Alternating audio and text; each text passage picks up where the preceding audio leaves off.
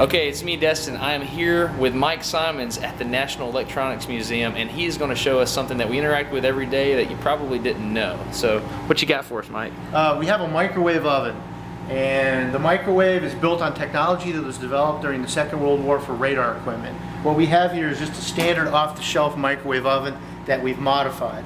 You'll notice that you can't open up the door, and we've disabled the controls, and it's got a separate switch over here on the side. What this is going to show is how the microwave beam travels inside the cavity of the oven. We've taken a sheet of plastic and we've embedded Christmas bulbs into it. And when I power this thing up, it's going to spin because it's on the carousel. And as those bulbs flicker, what that is the beam of microwave energy that travels through the inside of your oven. Okay, so what you see here is that the beam traveling through the bulbs.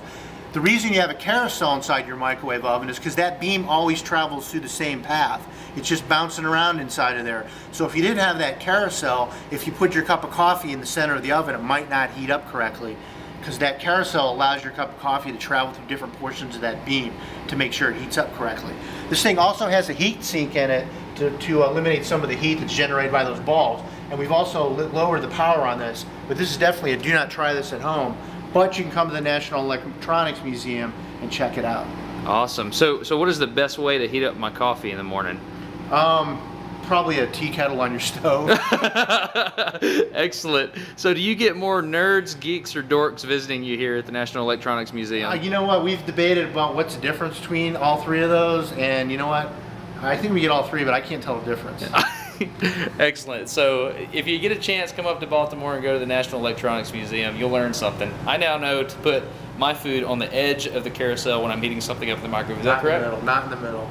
That's right. So come up and visit these geniuses if you're a dork, geek, nerd, or anybody that just wants to learn more and be smarter every day. All right. Thanks, Mike. Right on. Thanks. I got my dad.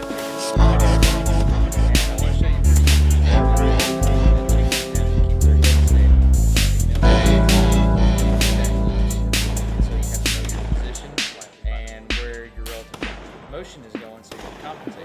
Chickens are really good at this. So I'll show you. Watch his head stay totally stationary as I move his body.